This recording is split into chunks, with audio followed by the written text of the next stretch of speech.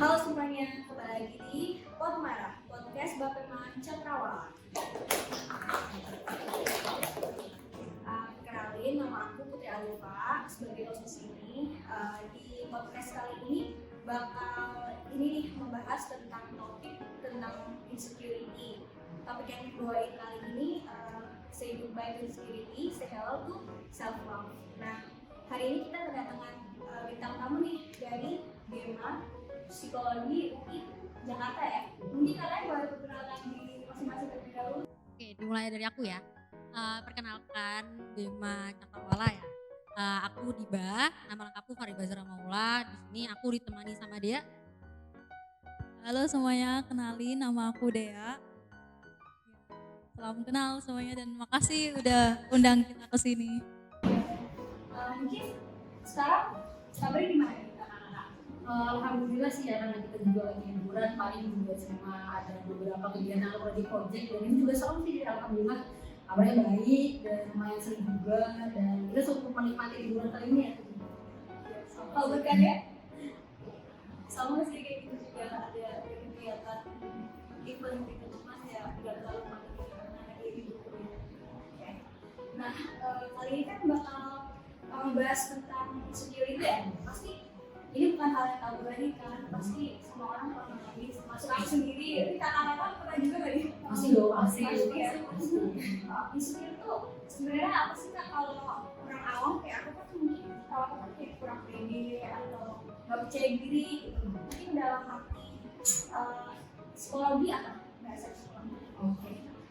Ini menarik banget sih ya soal insecurity ini.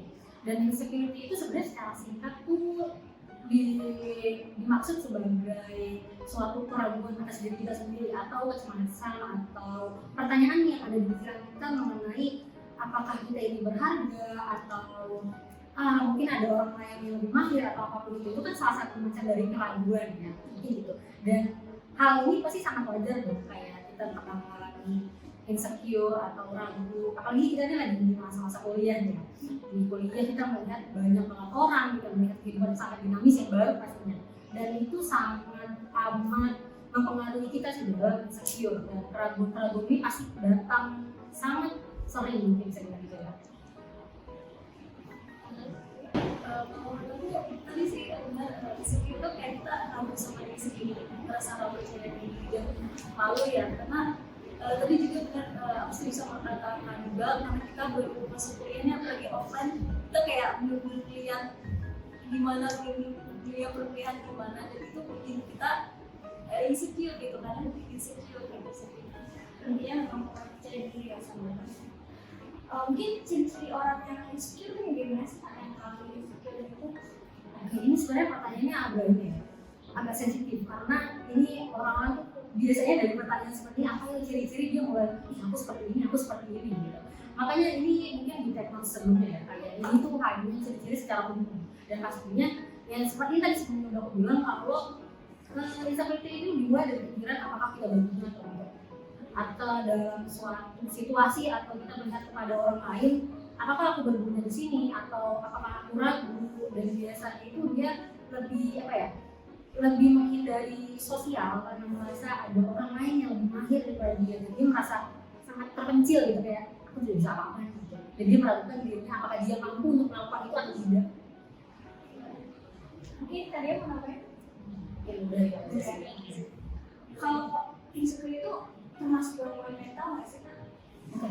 Sebenarnya kalau kategorikan gangguan mental sih enggak, tapi cara orang merespon dan efektivitas itu bisa menjadi gangguan mental. Seperti ada orang yang insecure gitu, merasa ragu atas dirinya, dan itu berpengaruh dengan misalkan Produknya jadi apa sih, kurang makan, gak makan gitu, atau menjadi paranoid atau menjadi ketakutan dan kecemasan yang berlebihan, itu menjadi gangguan mental jadinya seperti itu. Kalau mungkin kategorikannya insecurity itu bukan, tapi efektivitasnya. mungkin kalau faktor yang memicu buat orang itu menjadi insecure tuh gimana ya? Ini dia, sebenarnya insecure itu kan wajar, semua orang pernah mengalami apa itu insecure atau merasa ragu atas dirinya. Dan setiap orang tuh punya namanya self esteem. Self esteem itu harga diri atau, dan itu harga diri atau bagaimana dia menilai dirinya, dan bagaimana seseorang menilai diri itu dari pandangan diri sendiri atau pandangan orang lain pada dia. Karena kita nggak tahu ya bagaimana misalnya Kak Alifa atau dia menilai diri, kita nggak tahu. Nah itu mulai dari spekulasi-spekulasi biasanya. Dan misalkan aku berpikir bahwa aku merasa dan menilai bahwa diriku ini berguna, dan orang lain juga mengaku sebagai orang yang berguna dalam suatu kondisi atau suatu lingkungan. Pasti kan aku merasa termotivasi untuk melakukannya lagi dan merasa semangat gitu, aku berguna di sini. Tapi jika sebaliknya apabila seseorang merasa kayaknya dia melihat aku tuh kayak gak berguna banget sih, dia mah misalkan gitu ya, contoh aja nih, contoh kok dia gak berguna banget sih, atau dia kayaknya gak bisa ngapain deh gitu. Itu sebenarnya spekulasi aku aja, cara menilai diri aku itu pikiran kita sendiri, dan itu sih awal mulanya sendiri dari self esteem itu yang menurun. Betul sekali, karena kan ini kan mau bagaimanapun semuanya itu subjektif gitu. Dunia dan manusia ini penuh dengan subjektivitas, dan semua itu ujungnya balik lagi ke diri kita sendiri gitu.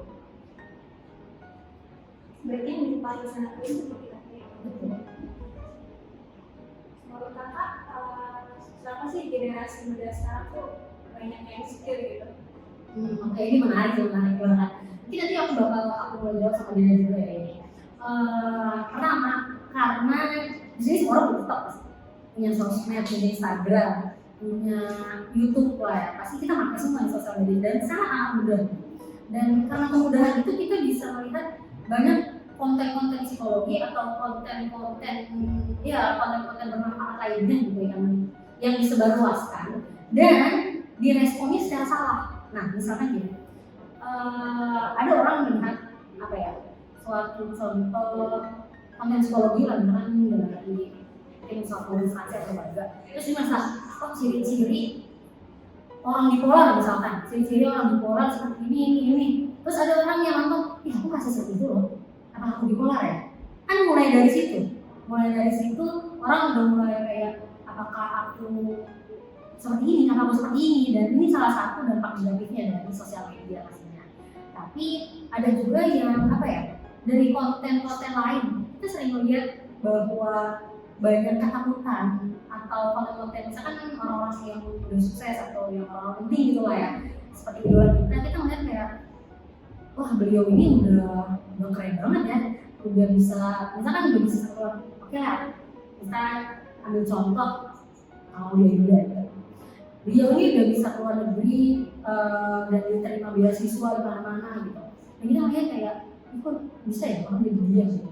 Dan karena ketakutan ini, orang-orang tuh jadi kayak mengalami FOMO gitu, kayak ketakutan apakah umurku segini harus udah bisa sampai mana gitu. Dan karena ini juga orang jadi kayak takut ketinggalan sama orang lain tuh, dan ini juga menyebabkan insecurity juga atau kayak ketakutan akan dirinya, dan akhirnya menyebabkan perilaku yang sangat amat tidak wajar dan melebihi batas kemampuan dirinya sendiri gitu. Dan ini sih yang yang tidak kita harapkan pastinya. Nah, tapi selain dari itu kita juga memahami bahwa Gen Z ini kita tuh udah mulai aware gitu loh tentang kesehatan mental gitu kan. Karena kesehatan mental ini apa urgensinya, dan beberapa malah udah banyak gitu ya orang udah berani untuk mencurahkan isi hatinya ke psikolog dan ke ahlinya gitu. Yang mana sebenarnya itu mungkin ya memang tempatnya kepada psikolog. Dan itu juga salah satu campaign yang dilakukan Gen Z untuk dirinya sendiri atau untuk orang lain juga.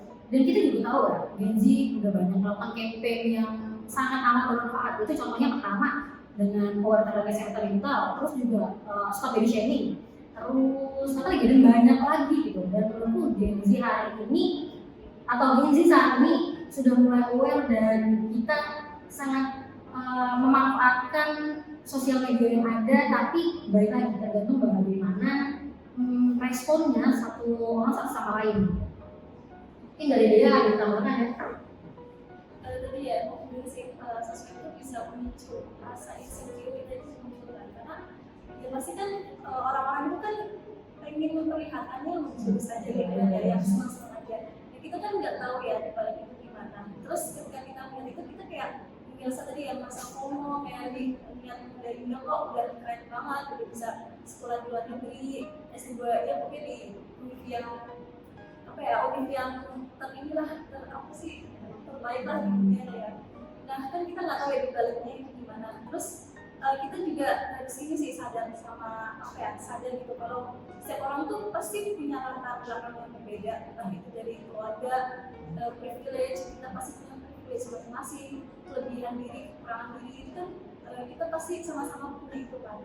Dan jadi bisa jadi jalan kita juga berbeda gitu. Jadi jangan sampai kita gara-gara lihat sosmed nih, lihat mereka kok udah sukses banget, kita jadi insecure, malah jadi nanti itu ya jadinya FOMO, jadi ngerasa aku ketinggalan banget nih, jadinya terpuruk sendiri. Enggak, karena kita tuh punya jalannya sendiri. Aku udah ya. Aku udah namanya ya. Sebenarnya tuh karena kalau masa tahun lalu ya kita pernah buat diskusi itu mengenai asal acak. Ini asal acak tuh dimana seorang tuh mulai takut untuk apa ya? Nggak ngapa-ngapain takut. Misalkan gini, itu udah biasa disinggung. Terus kita nggak ngapa-ngapain, kayak takut gitu, rasanya cemas gitu. Itu mulai kayak orang tuh kayak takut akan sesuatu, kayak takut ketinggalan apa gitu sih. Dan itu pernah kita diskusikan setahun yang lalu. Kayak standar kita sebagai standar sosial itu. Iya, betul sekali. Sebenarnya kalau kita bahas standar ya, standar itu kan sebenarnya siapa sih yang standar? Kan nggak ada. Dan ini sebenarnya ada di diri kita masing-masing standarnya. Misalkan standar kesuksesan seseorang beda. Misalkan aku udah dapat IPK bagus juga, alhamdulillah banget. Ya mungkin standarku segitu ya, standarnya segitu. Atau aku pencapaian udah bisa bawa motor aja aku udah bangga banget lah, gitu kan. Itu mungkin standarku kayak gitu. Tapi standar orang lain beda. Mungkin dari Kak Alifah sendiri standar suksesnya seperti apa, standar cantiknya seperti apa gitu. Sebenarnya standar sosial tuh nggak ada. Memang siapa sih yang buat standar sosial gitu? Nggak ada. Mungkin kayak pemikiran-pemikiran orang dan mayoritasnya kayak gitu. Jadi dia mau apa ya? Itu sih soal standar ya, maksudnya tapi tuh kayak mungkin jadinya kayak ikutin standar yang nggak tahu itu dibentuk siapa, dan pasti itu dinamis kan standar itu. Jadi mungkin kita harus kayak bikin standar sendiri gitu, standar yang kita mampu, yang kita bikin kita bahagia aja gitu. Parah juga ya dampaknya sendiri. Betul. Mungkin dampaknya itu kalau terus menerus bisa berdampak yang lebih parah nggak sih Kak? Misalnya kayak sampai self harm gitu, melukai diri sendiri. Kalau sampai self harm sih mungkin ini udah terus ya, karena sebenarnya self harm itu kan mengganti rasa sakit atau yang ada di pikiran kita tuh, tapi ke menyakiti diri sendiri. Dan kalau itu sih berarti sudah mencapai tahap yang lumayan tinggi ya, lumayan yang parah gitu. Mungkin ini selanjutnya bisa dikonsultasikan ke yang lebih ahli seperti ke psikolog klinis atau ke psikolog. Kan sekarang udah banyak nih ya lembaga-lembaga atau instansi yang membuka konsultasi gratis, mungkin itu bisa dimanfaatkan sih. Dan ini seperti yang tadi aku bilang sih ya, efektivitas dari insecurity ini bisa kemana-mana gitu, sangat amat dinamis. Kita nggak tahu apa sih bakal orang lakuin itu apa, dan cara orang coping stress itu seperti apa kan kita beda-beda. Aku misalkan aku coping stress, aku dengerin lagu gitu. Kalau dia apa misalkan coping stress?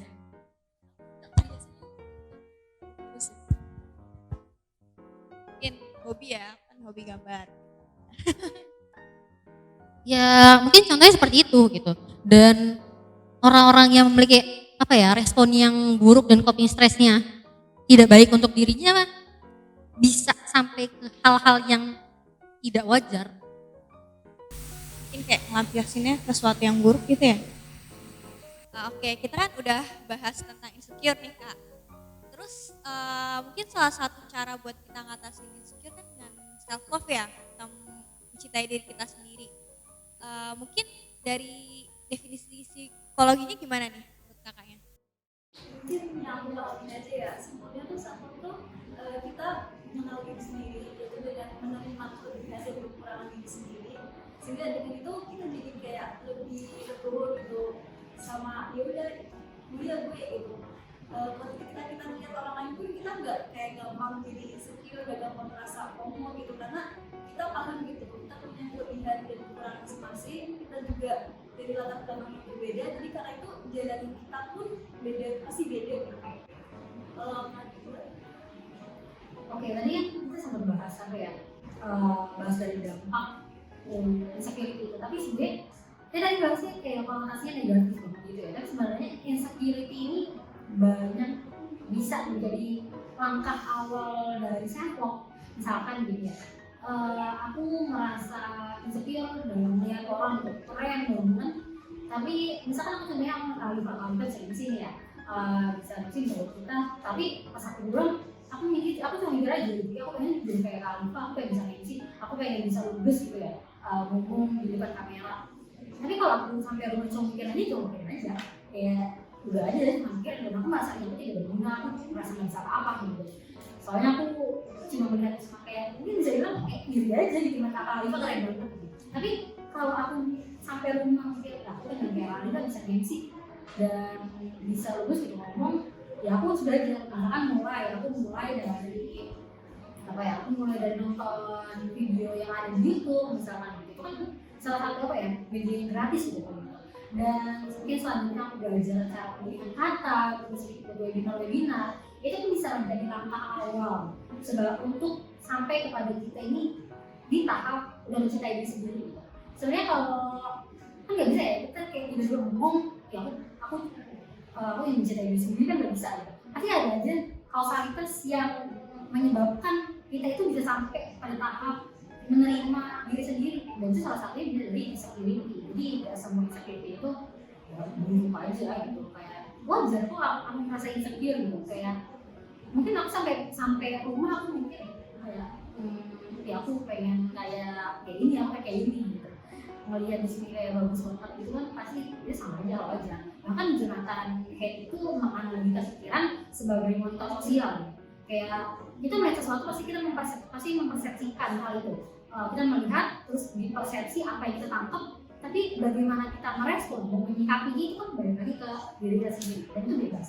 Bahkan seradikal apapun pikiran kita itu tetap diperbolehkan, itu kan kebebasan kita, kebebasan kita dalam berpikir. Nggak ada yang nggak ada yang larang, karena ya udah mau seradikal apapun pikiran kita ya. Tapi bagaimana kita merespon dan menyikapinya itu yang menjadi konteks atau pilihan yang bisa kita atur dari diri kita sendiri. Dan kebebasan ini sih, bagaimana kita sampai bagaimana mengaturnya, dan bagaimana kita menjadi moderat, itu yang bisa kita kontrol.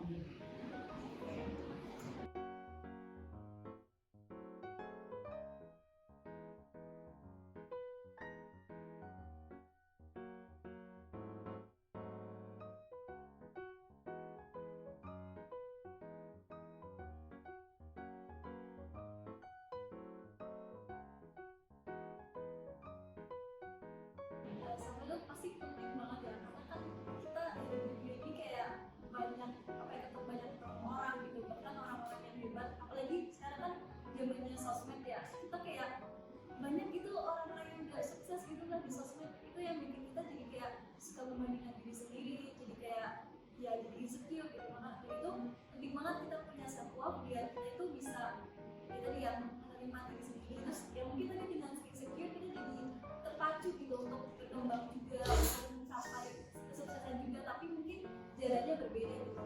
Kalau kita udah tahu nih kelebihan dan kekurangan diri sendiri, kita kan jadi kayak lebih tahu lagi kita mau berkontribusi di bidang apa sih, dan kalaupun kita ada kekurangan ya it's okay gitu, karena kekurangan itu masih bisa diperbaiki kok. Atau kalau misalnya kekurangan itu nggak bisa diperbaiki ya it's okay juga gitu, karena masih ada jalan lain, yaitu kolaborasi.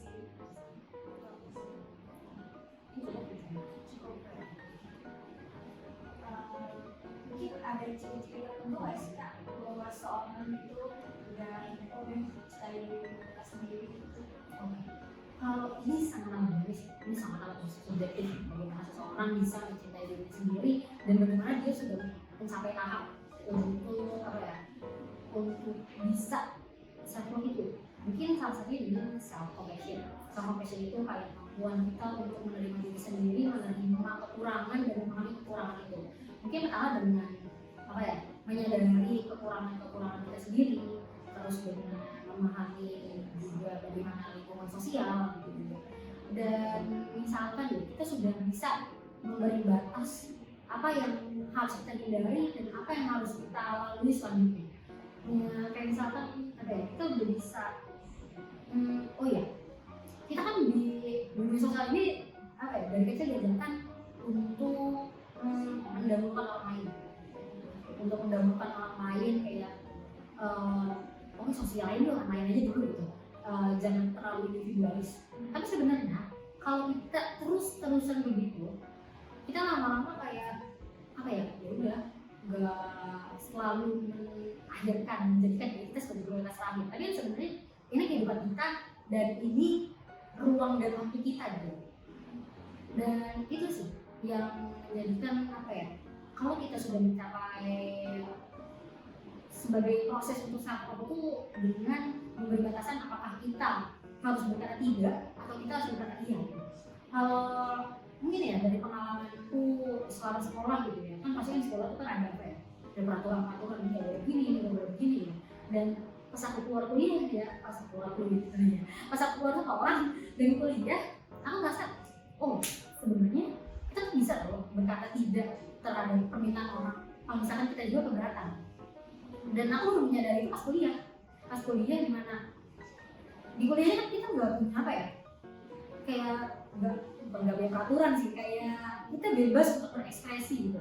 Tapi bagaimana kita berekspresi itu kita harus tahu apakah ini benar atau salah. Dan jika kita mencintai diri sendiri dan memahami kekurangan serta kelebihan yang kita miliki, kita bisa berkata enggak, aku nggak mau. Kalau aku melakukan ini mungkin nanti bakal berakhir buruk buat aku, itu jadinya malah malah gak baik lah buat aku, malah merugikan diri aku sendiri gitu. Itu kita bisa aja gitu. Dan jika kita itu mungkin bisa menjadi salah satu ciri atau tanda awal kita udah mencintai diri sendiri dan memprioritaskan. Tapi perlu diketahui lagi bahwa kita kan hidup di lingkungan sosial, kita memiliki kebebasan itu dan kita bebas untuk berkata tidak atau apa. Tapi kita harus tahu juga bahwa kebebasan ini tuh harus berada di tengah-tengah, dimana kebebasan kita ini tidak boleh merugikan kebebasan orang lain. Dan aku punya kebebasan, dia punya kebebasan, kalian juga punya kebebasan. Tapi apakah kebebasanku merugikan kebebasan kalian? Misalkan contohnya, aku mau aku bebas sih, aku mencintai diriku, aku suka parfum untuk diriku tuh wanginya mengenyang gitu kan ya, wanginya tuh enak gitu ya, karena aku mencintai diriku sendiri. Tapi dengan kebebasanku ini aku malah mengganggu kebebasan orang lain untuk menghirup udara yang segar gitu kan. Itu kan salah satu contohnya. Dan itu sih yang perlu kita concern lagi. Berarti emang ciri-cirinya tuh gak ada standar tertentu ya setiap individu gitu ya? Sebenarnya ada, dengan membatasi diri sendiri, memahami apa yang kita butuhkan, apa yang kita perlukan. Nah, aku pengen tahu nih, kan saat itu kan berarti kita udah kayak dari diri sendiri ya, kayak berarti gue udah pede nih sama diri gue gitu. Nah, mungkin yang teman-teman banyak yang salah mengartikan, sama gak sih definisi self-love sama kepedean itu? Oh, ini menarik banget ya. Pede, self-love dan kepedean. Mungkin kalau aku taunya kepedean itu kayak kepedean itu sebenarnya saya diri ya, percaya diri, tapi percaya diri yang berlebihan. Dari awalnya insecurity, terus mencapai self-love, tapi akhirnya malah kepedean. Kita tahu kalau semua hal yang berlebihan itu masih baik.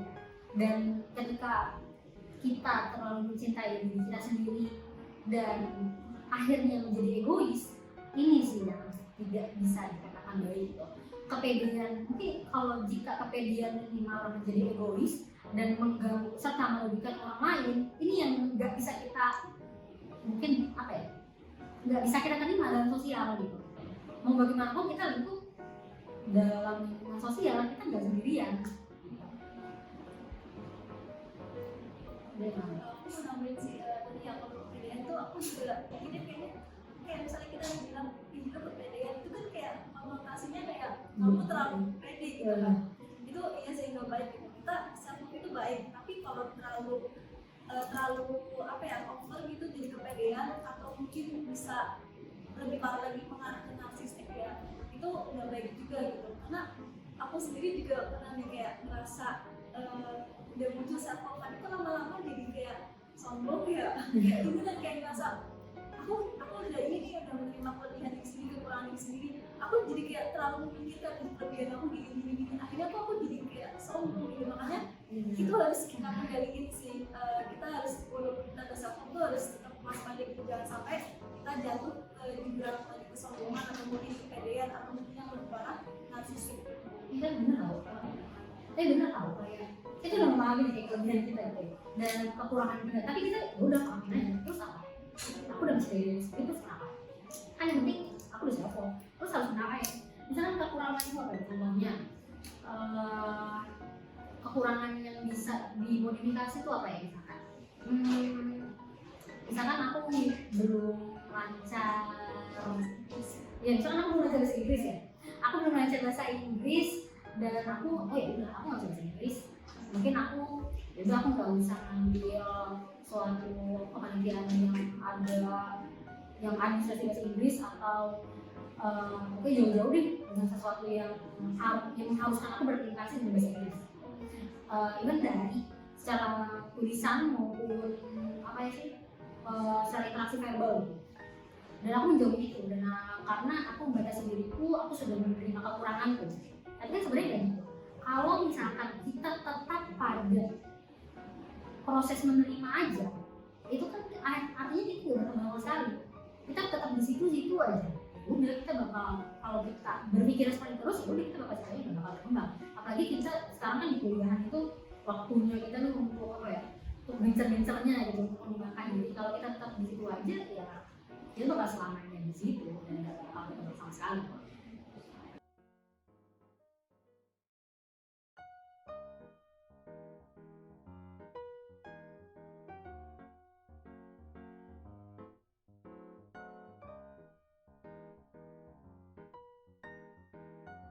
Menurut aku sih besar banget ya self love tuh.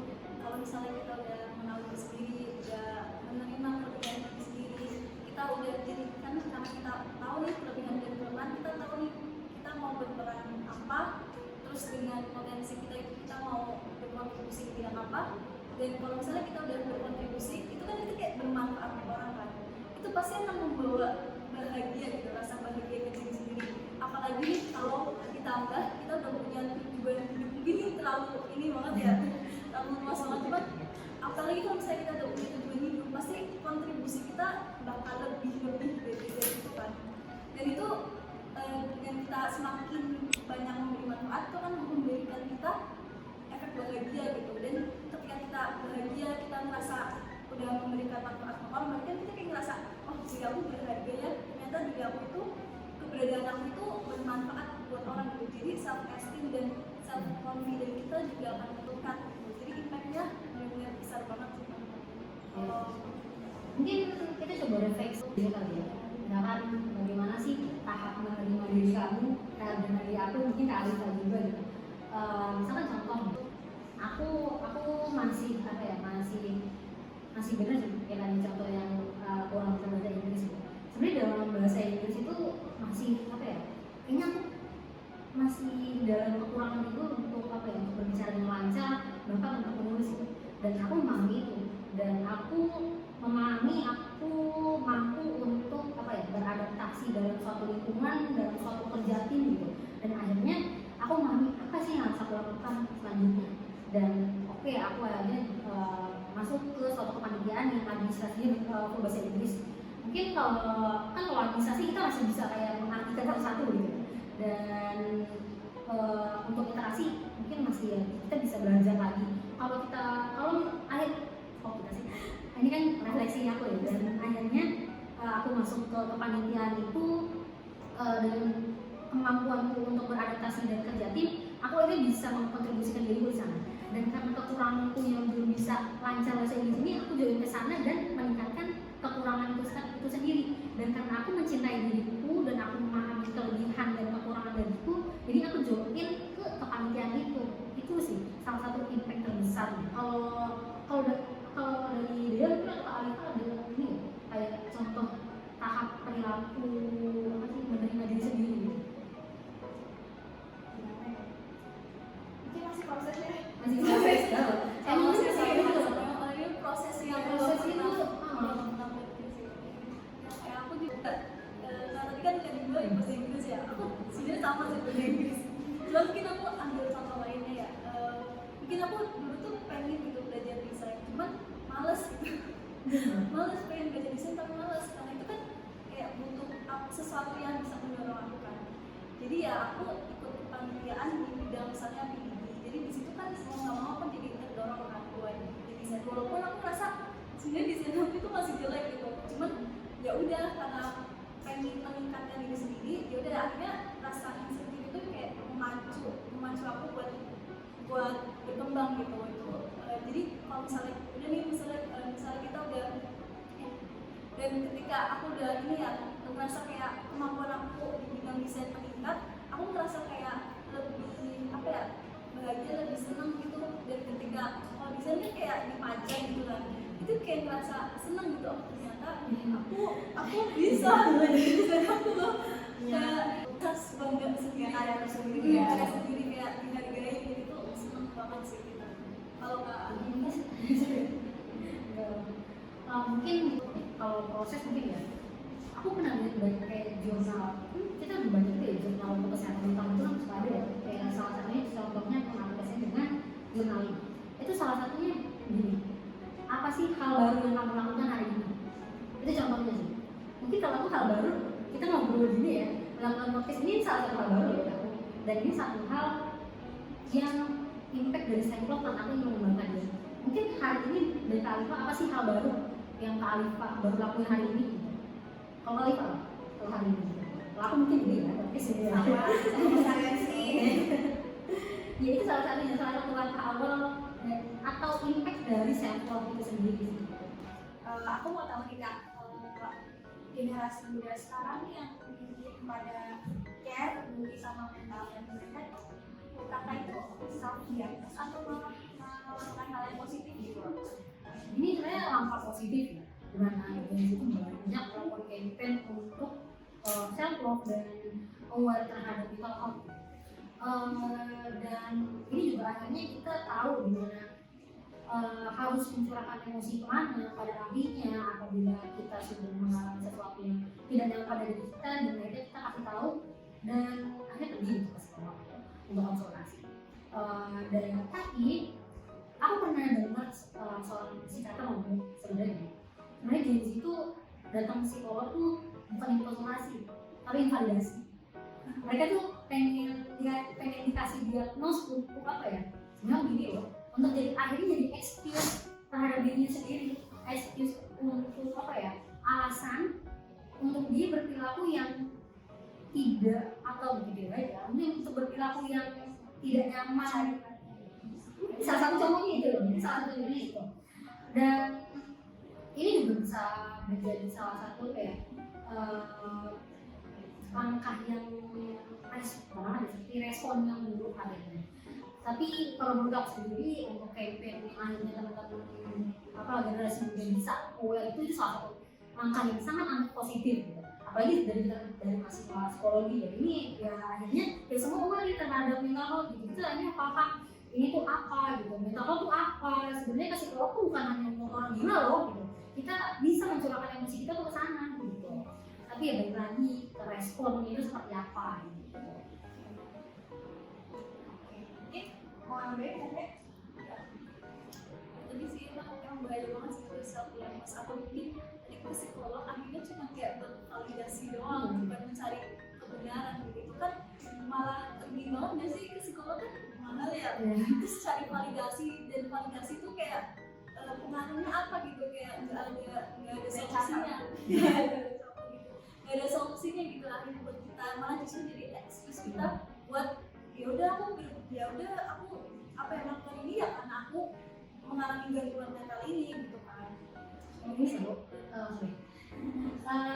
Sebenarnya aku pernah buat di siaran psikologi. Di siaran psikologi itu pernah bahas tentang apa sih, kontennya itu tentang is mental illness itu, apakah mental illness itu keren atau bukan? Seperti ada orang posting dirinya terus captionnya me and anxiety. Sebenarnya karena tren ini akhirnya orang yang benar-benar membutuhkan tuh kayak, apakah aku harus ke psikolog tapi cuma kayak cari perhatian doang, kan sebenarnya dia sudah butuh gitu.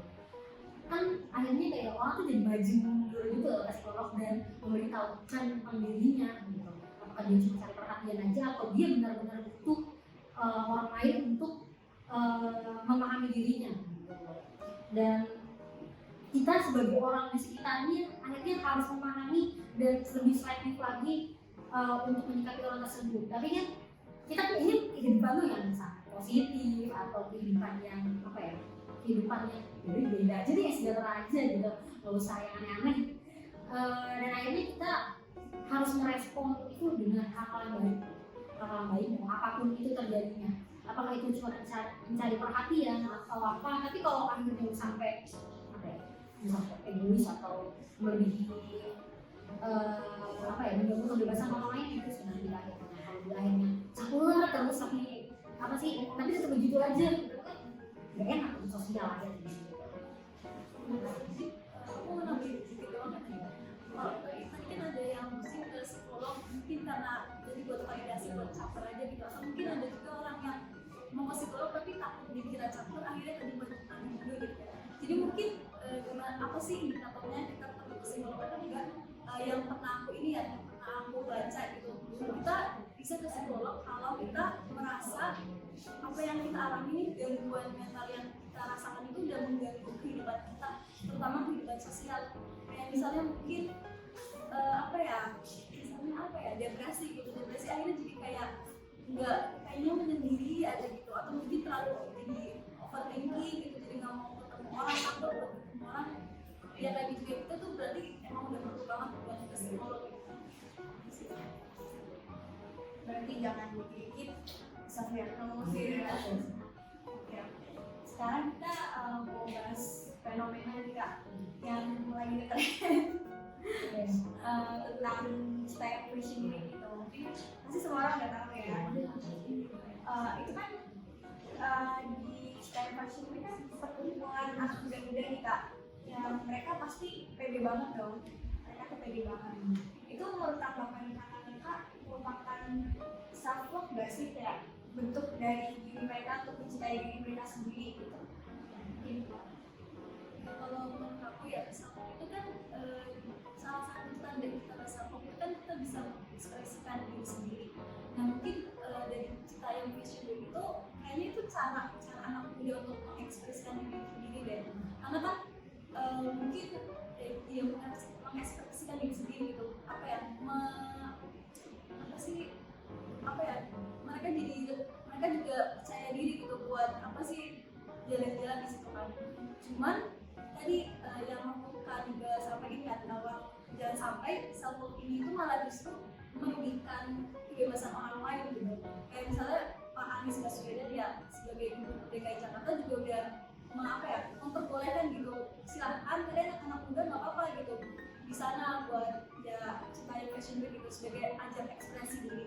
Cuman jangan sampai membuang sampah sembarangan gitu kan. Itu sih kan, itu kan kalau membuang sampah sembarangan artinya kita udah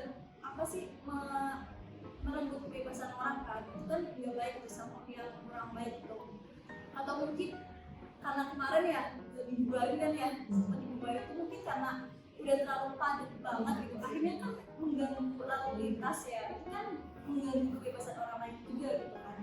Jadi menurut aku tentang kita yang fashion week sih it's okay gitu, apa itu ajang ekspresi gitu, cuman tadi kita harus memperhatikan juga hak-hak orang lain gitu.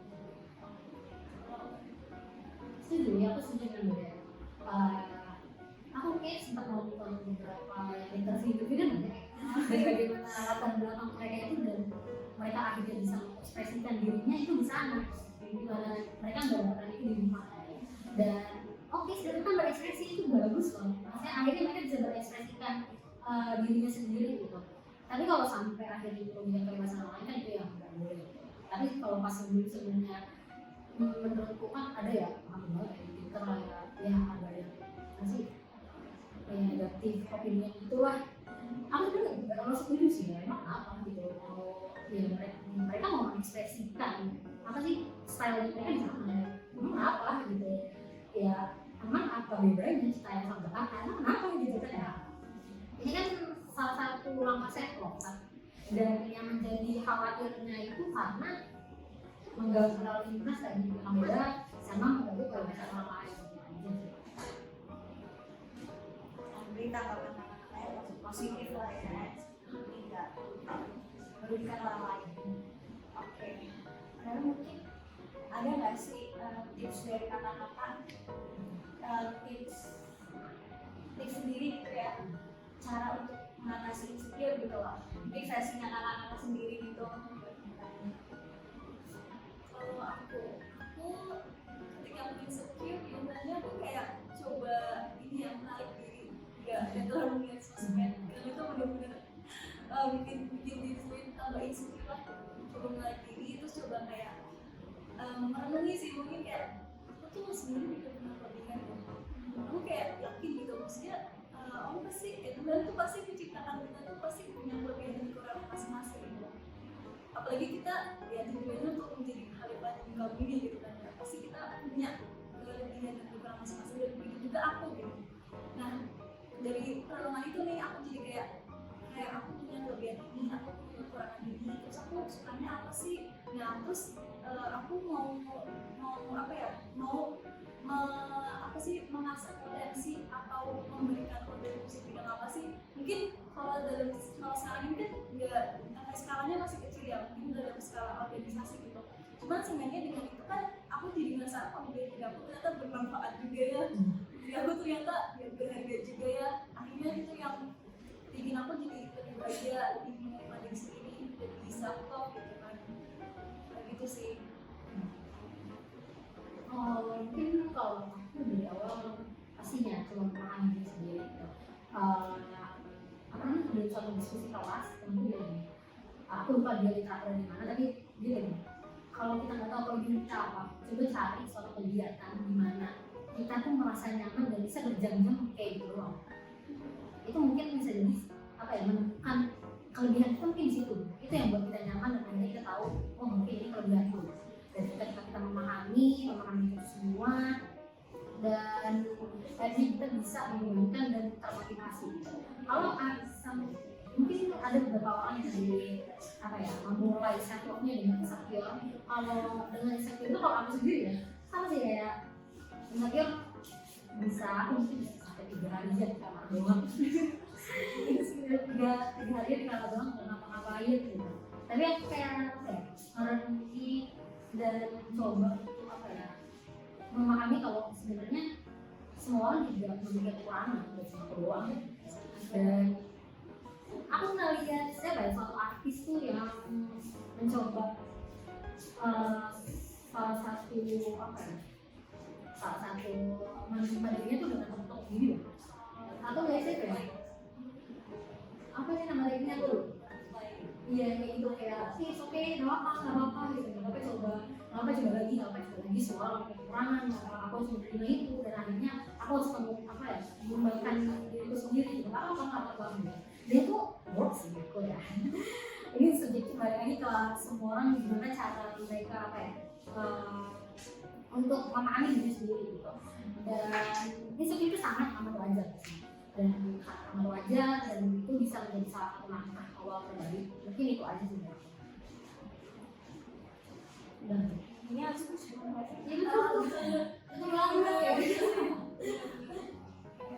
mungkin kalau aku cara mengatasi iya gitu. jadi itu untuk Bersyukur. pasti kan kita kan ada kelebihan. Mungkin di penghujung podcast nih, Oke. yang terakhir ada nggak sih pesan-pesan dari kakaknya ini buat generasi muda yang sedang insecure gitu? Oke. Kalau dari aku pertama, insecure itu sangat amat wajar. Dan tadi saya bilang kalau kita tuh seradikal apapun pikiran kita itu sangat diperbolehkan, tapi bagaimana kita meresponnya nanti itu yang harus jadi concern gitu. Bagaimana kita memahami diri kita sendiri, memahami kelebihan serta kekurangan, dan menjadikan kekurangan itu sebagai peluang untuk meningkatkan nilai serta mengembangkan diri kita sendiri, itu sudah cukup sih untuk langkah memahami serta mencintai diri kita sendiri gitu. Kalau mungkin aku mau ini ya, apa ya, ada quote ya, gini quote-nya, karya Tuhan itu tidak pernah mengecewakan. Kalau mengecewakan itu artinya kitanya yang belum tahu keunikan atau nilai dari karyanya. Dan salah satu karya terbaiknya adalah diri kita sendiri. Nah, kenapa diri kita? Karena kita manusia yang diciptakan untuk menjadi habitat hidup. Cukup mungkin tambahan sama teman-teman ini itu, kalau mungkin dia merasa ada minta bantuan terganggu, jangan langsung masukkan, nggak sih kak? Kita kayak ke psikolog gitu lah.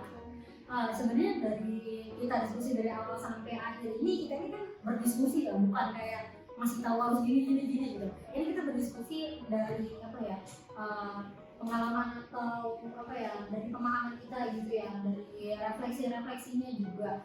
Itu diskusinya, apalagi kita juga masih mahasiswa dan kita masih belajar gitu. Jadi jika teman-teman mungkin ada yang merasa kurang yang mata dirinya, bisa aja gitu, bisa langsung tanyakan pada ahlinya seperti psikolog atau dari lembaga-lembaga yang membuka konsultasi gitu. Itu bisa bisa diarahkan langsung ke sana gitu.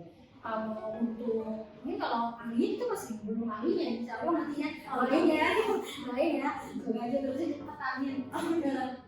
Dan kalau kita ahli itu bukan ahlinya, tapi karena kita dalam proses untuk mempelajari itu gitu. Dan teman-teman bisa langsung mungkin di Jakarta ada LP misalnya psikologi, atau di mana ya, sekarang di IMSI juga ada, di IMSI ada, mungkin di ILMP juga ada, dan banyak loh di instansi psikologi yang membuka konsultasi itu. Dan mungkin satu ya, itu tidak self diagnose gitu. Mungkin kalian bisa merasakan apa yang sesuatu yang tidak nyaman dan memahami dari berbagai literatur atau konten-konten, tapi sekali lagi jangan sampai self diagnose, dan jika diagnosa itu sudah divalidasi, jangan jadikan itu sebagai Menarik banget ya kak, pembahasan kita tentang insecure sama self love yang penting banget buat diri kita. Makasih juga buat Kak Adiba sama Kak Dea udah mau menyempatkan waktunya buat datang ke podcast Cakrawala. Kami juga makasih banget gitu buat Cakrawala yang udah ngasih kesempatan ya buat ngisi podcast pertama kali. Makasih banget. Jangan lupa like, comment, dan subscribe, dan sampai jumpa di pertemuan berikutnya. Dadah.